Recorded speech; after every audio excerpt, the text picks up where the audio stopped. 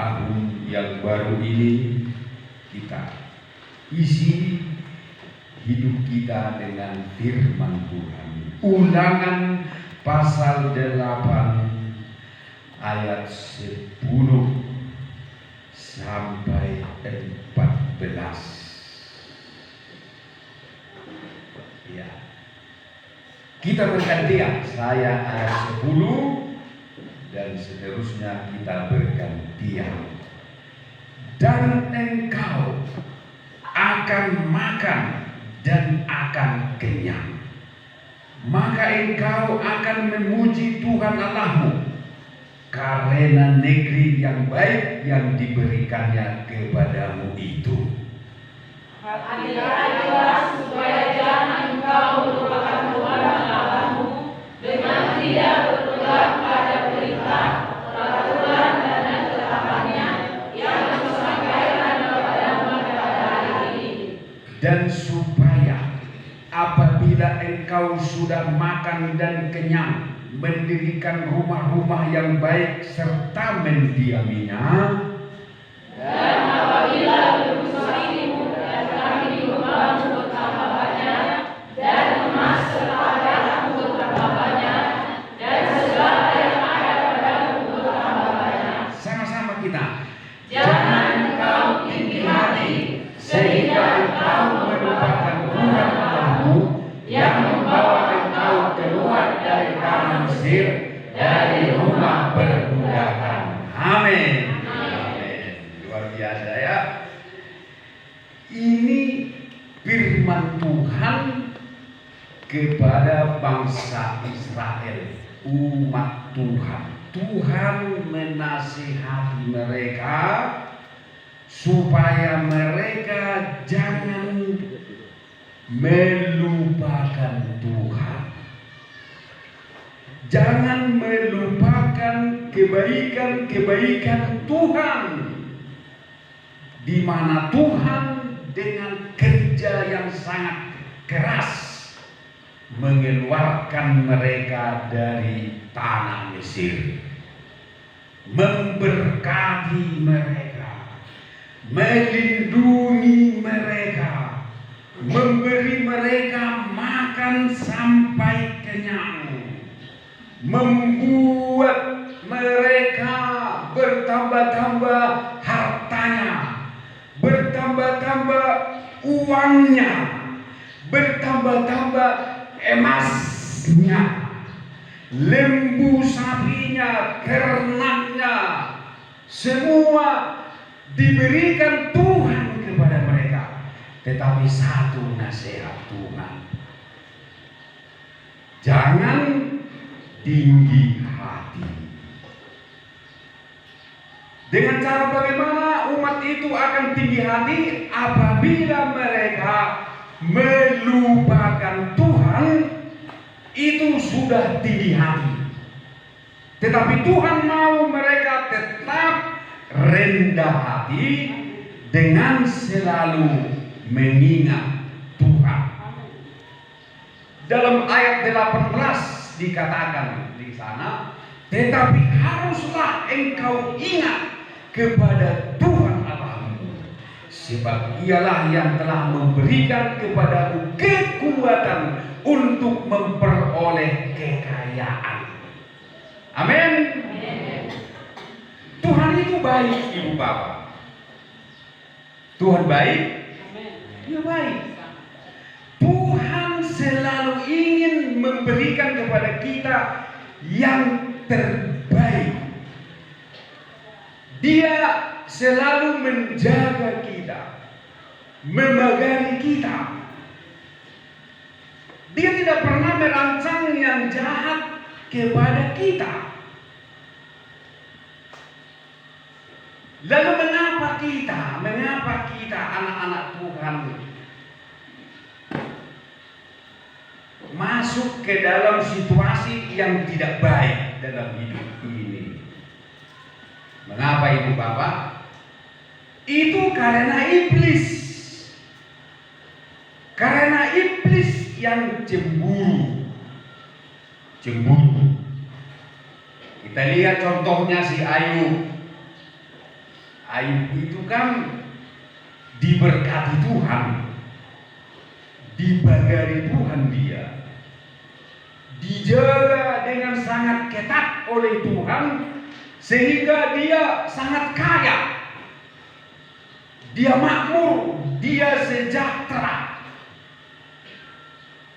Tetapi pada suatu waktu kita tahu bahwa dia itu masuk ke dalam pencobaan yang sangat berat, menderita.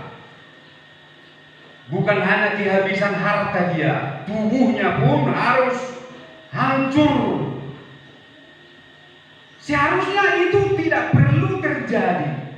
Seharusnya itu tidaklah sesuatu yang direncanakan Tuhan.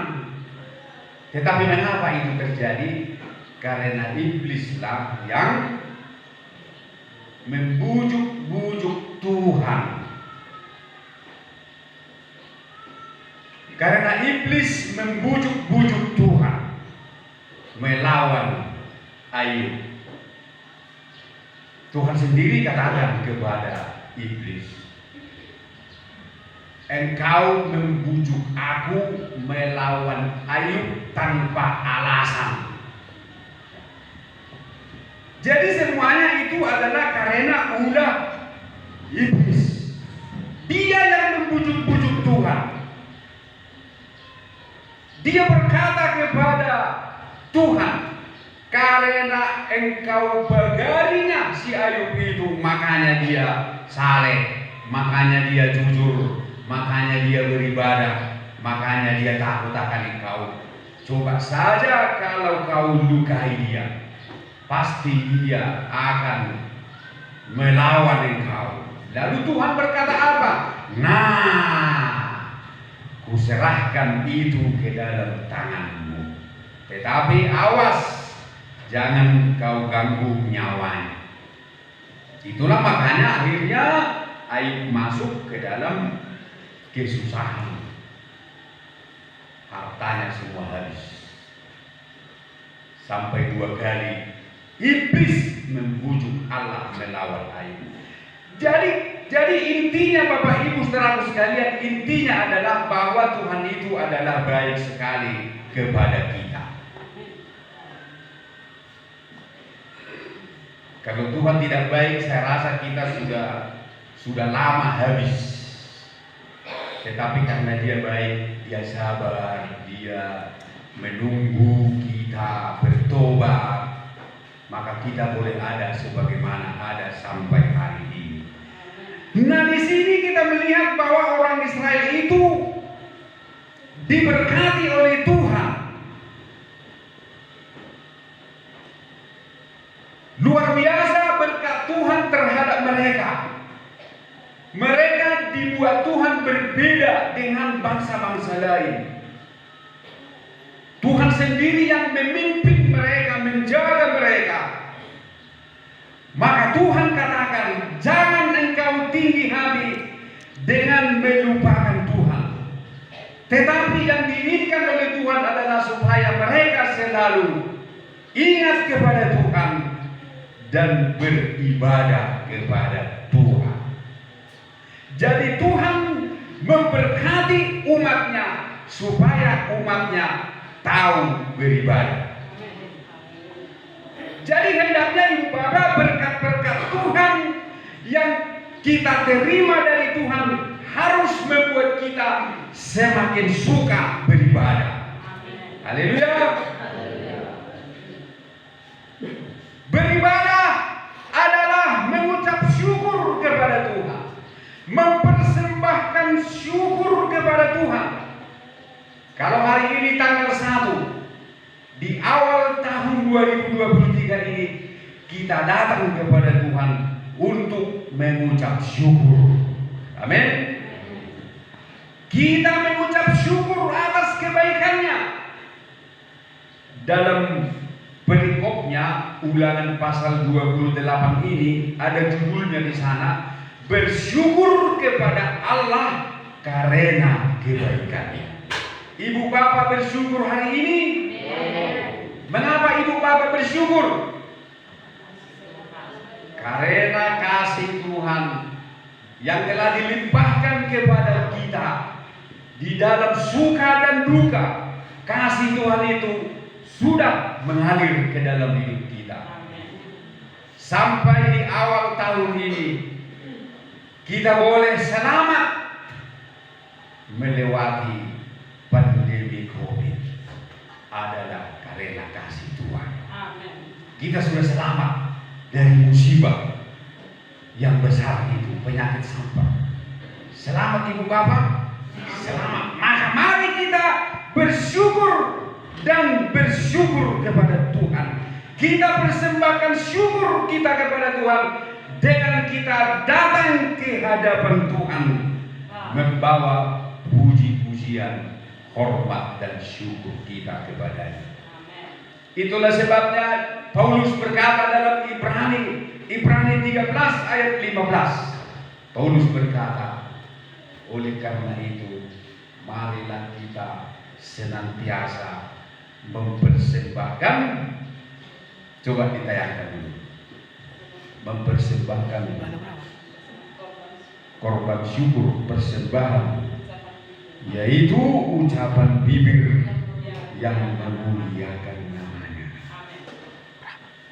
Nah, apa dikatakan di sana?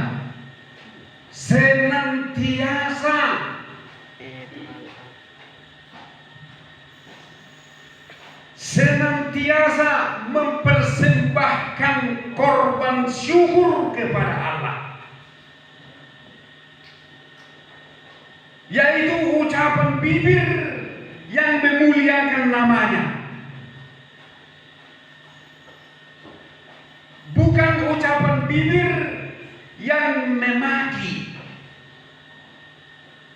atau ucapan bibir yang jorok-jorok atau sumut-sumut. Bukan itu.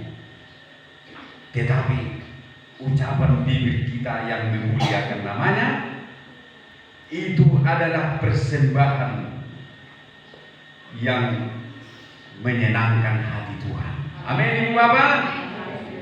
Persembahan yang memuliakan namanya, ucapan bibir, ucapan terima kasih, pujian, nyanyian, hasrat dan keinginan yang ingin memuliakan Tuhan. Ya. Seperti dalam Mazmur 84 yang berhasrat mengadakan ziarah. Ya. Dalam Mazmur 84 dikatakan di sana bahwa berbahagialah orang-orang yang diam di rumahmu, yang terus-menerus memuji-muji Engkau. Berbahagialah manusia yang kekuatannya di dalam Engkau, yang berhasrat mengadakan ziarah. Apabila melintasi lembah Baka, mereka membuatnya menjadi tempat yang bermata air. Bahkan hujan pada awal musim menyelubunginya dengan berkat. Mereka berjalan makin lama makin kuat hendak menghadap Allah di Sion. Haleluya. Jadi orang yang terus-menerus memuji-muji Tuhan di rumah Tuhan akan makin lama makin kuat. Akan ada pula pembalikan keadaan, di mana tahun-tahun yang penuh suram akan berubah menjadi tahun-tahun yang penuh kelimpahan dalam hidup orang-orang yang tahu bersyukur senantiasa kepada Tuhan. Amin Ibu Bapak. Maka marilah kita seperti orang-orang benar, karena hanya orang benarlah yang tahu bersyukur. Orang fasik tidak tahu bersyukur. Dalam Roma pasal 1 ayat yang ke-21 dikatakan bahwa orang-orang fasik itu sekalipun mereka mengenal Allah, tetapi mereka tidak mau memuliakan Allah, tidak mau bersyukur. Sudah menikmati kasih Tuhan, tetapi tidak mau bersyukur, tidak mau memuliakan Allah.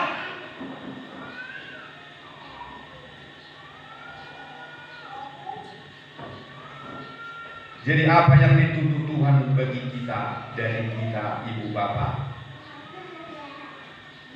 dengan segala apa yang sudah dilakukannya bagi kita, Tuhan telah memelihara kita selamat dari bahaya di hari-hari yang lampau. Apa maksud dan tujuan Tuhan? Supaya kita semakin dekat kepada Dia, supaya kita mempersembahkan hidup kita kepada Tuhan, mempersembahkan hidup kita kepada Tuhan. Roma 12 ayat 1 berkata, karena itu demi kemurahan Allah, aku menasihatkan kamu supaya kamu mempersembahkan tubuhmu sebagai persembahan yang hidup dan yang kudus dan yang berkenan kepada Allah. Itu adalah ibadahmu yang sejati. Jadi mari kita persembahkan hidup kita ini melayani Tuhan, supaya sesudah kita nanti tidak berdaya lagi, kita sudah menjadi berkat seperti nyanyian tadi. Amin. Mulai hari ini kita belajar untuk mempersembahkan hidup kita sebagai syukur kita kepada Tuhan atas reaksi yang Tuhan buat menyelamatkan umat manusia. Dia datang ke dalam dunia melawan umatnya, melawan kita. Supaya apa? Supaya Tuhan melepaskan kita dari tangan musuh-musuh kita, dan supaya kita dapat beribadah. Itu dalam Lukas pasal 1 dikatakan, supaya kita dapat beribadah tanpa takut kepada Tuhan, beribadah kepada Tuhan dalam kekudusan dan kebenaran seumur hidup kita. Tujuannya adalah untuk kita boleh beribadah kepada Tuhan. Nah, Mazmur 50 ayat 14 berkata begini, persembahkanlah syukur kepada Allah sebagai korban. Persembahkanlah syukur sebagai korban kepada Allah, dan bayarlah nazarmu kepada Yang Maha Tinggi. Amin ibu bapak. Jadi selain syukur yang kita persembahkan kepada Tuhan, selain ucapan bibir yang memuliakan Tuhan kita persembahkan kepada Tuhan, apalagi yang akan kita persembahkan? Di saat kita mengucap syukur kepada Tuhan, apa yang akan kita bawa kepada Tuhan? Ucapan bibir yang memuliakan namanya. Apa lagi? Saya mau tunjukkan, kita buka dalam Bilangan pasal 7. Bilangan pasal 7 ayat 11. Bilangan 7 ayat 11. Inilah hukum tentang korban keselamatan yang harus dipersembahkan orang kepada Tuhan. Jikalau ia mempersembahkannya untuk memberi syukur, haruslah beserta korban syukur itu dipersembahkannya roti bundar yang tidak beragi yang diolah dengan minyak, dan roti tipis yang tidak beragi yang diolesi dengan minyak, serta roti bundar dari tepung yang terbaik yang teraduk yang diolah dengan minyak. Ia harus mempersembahkan persembahannya itu beserta dengan roti bundar yang beragi, di samping korban syukur yang menjadi korban keselamatannya, dan daripadanya, yakni dari setiap bagian persembahan itu haruslah dipersembahkannya satu roti sebagai persembahan khusus bagi Tuhan. Persembahan itu adalah bagian imam yang menyiramkan darah korban keselamatan. Inilah yang kita bawa kepada Tuhan di saat kita mengucap syukur, yaitu korban. Dalam ayat 15 selanjutnya, bukan hanya roti, ada juga daging. Ayat 15. Dan daging korban syukur yang menjadi korban keselamatannya itu haruslah dimakan pada hari dipersembahkannya itu. Jadi orang Israel ini sudah diatur oleh Tuhan tentang semua kehidupan mereka di dalam hubungan dengan Tuhan. Semua sudah diatur. Dan Tuhan sudah menetapkan apabila orang Israel itu bersyukur kepada Tuhan, mereka tidak hanya mempersembahkan ucapan syukur, tetapi mereka juga harus mempersembahkan korban-korban lainnya. Itulah roti dan daging. Untuk lebih jelasnya daging itu seperti apa? Lebih jelasnya begini dalam ayat 28. Imamat 7 ayat 28. Tuhan berfirman kepada Musa demikian, katakanlah kepada orang Israel, orang yang mempersembahkan korban keselamatannya kepada Tuhan haruslah membawa kepada Tuhan sebagian dari korban keselamatannya itu sebagai persembahannya. Dengan tangannya sendirilah harus ia membawa segala korban api-apian Tuhan. Adapun lemaknya haruslah dibawanya beserta dadanya, supaya dadanya itu diunjukkan sebagai persembahan unjukan di hadapan Tuhan. Lalu haruslah imam membakar lemaknya di atas mezbah, tetapi dadanya itu adalah bagian Harun dan anak-anaknya. Paha kanannya harus kamu serahkan kepada imam sebagai persembahan khusus dari segala korban keselamatanmu. Amin. Luar biasa orang Israel ini, ya. Mengapa mereka harus dituntut begini? Karena mereka sudah diberkati Tuhan. Amin. Karena mereka diberi Tuhan kemampuan untuk mempersembahkan yang terbaik. Tuhan beri mereka kemampuan, Tuhan beri mereka berkat, dan kalaupun tidak mampu, Tuhan akan mampukan kalau mereka mau melakukan firman Tuhan. Sudah menjadi hukumnya apabila umatnya datang mengucap syukur kepada Tuhan, mereka harus membawa persembahan. Dan persembahan mereka pun berat ibu bapak. Berat juga ini.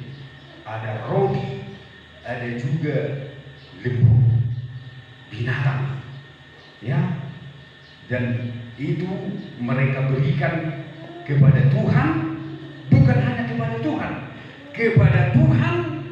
kepada imam, dan juga kepada pekerjaan Tuhan. Jadi mereka benar-benar mampu. Itulah mereka bangsa yang berbeda dari segala bangsa. Jadi kita pun akan berbeda dari segala orang kalau kita mau beribadah kepada Tuhan dengan benar. Amin itu Bapak. Beda, mereka beda dari bangsa lain. Jadi dalam hidup ini, apabila kita sudah diberkati oleh Tuhan, kita harus memperhatikan pekerjaan Tuhan. Amin. Nah, korban-korban syukur ini adalah untuk Tuhan, untuk pekerjaan Tuhan, dan untuk hamba Tuhan.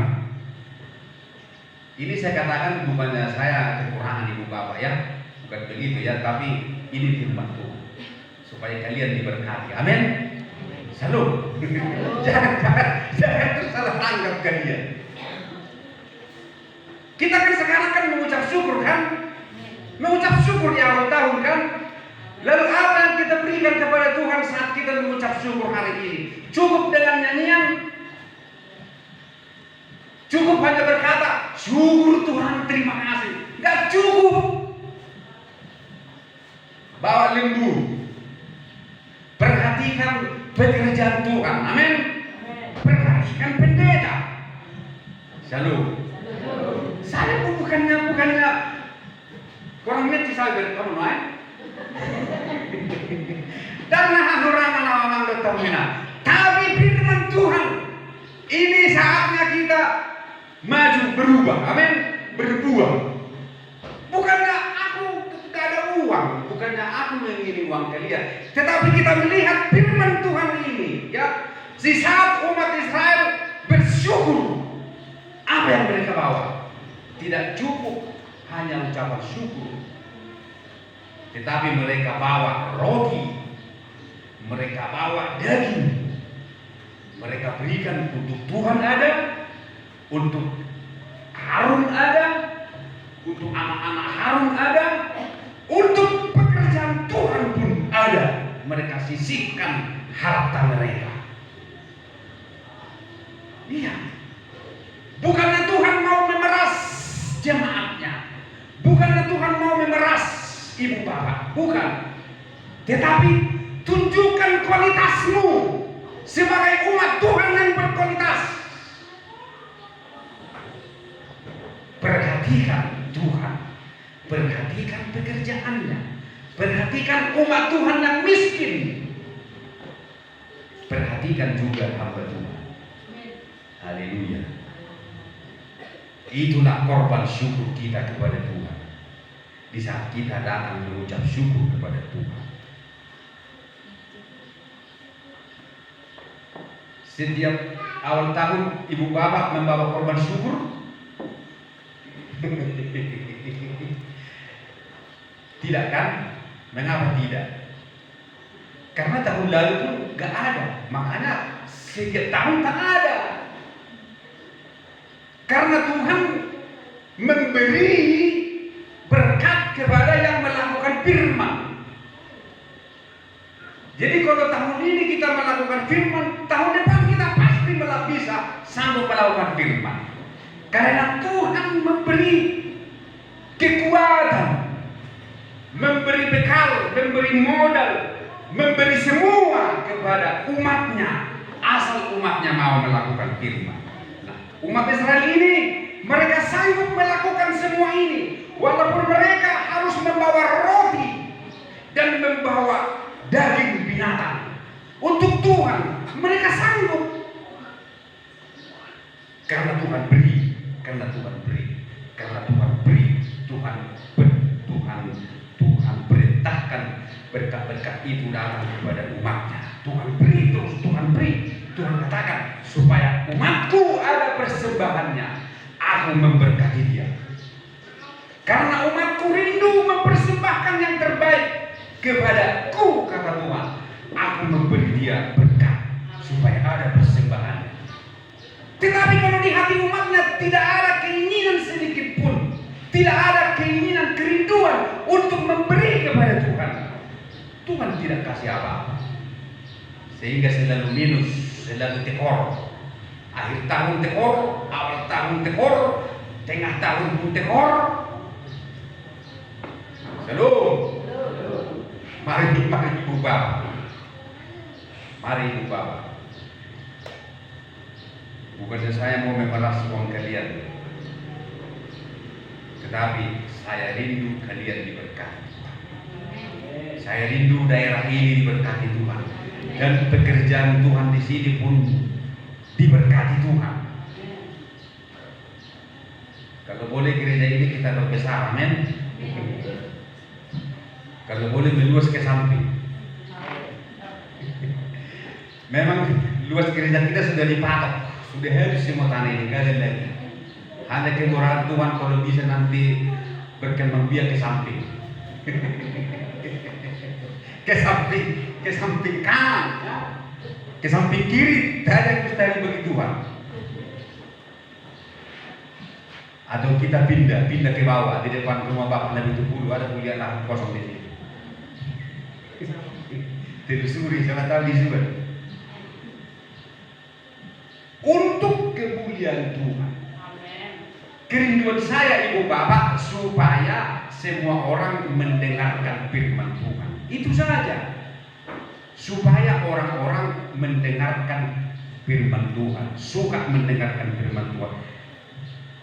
Di mana dari gereja ini boleh diajarkan kebenaran, diajarkan firman, sehingga manusia tidak lagi hidup menurut pikirannya sendiri, kebenarannya sendiri, tidak lagi hidup menurut tahayul dan dongeng nenek-nenek tua.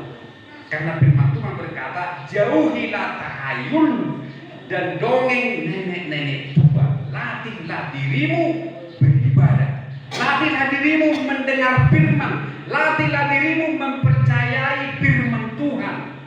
Latihan badani terbatas gunanya, tetapi ibadah mengandung janji untuk hidup masa kini dan untuk hidup masa yang akan datang. Jadi perlu dilatih.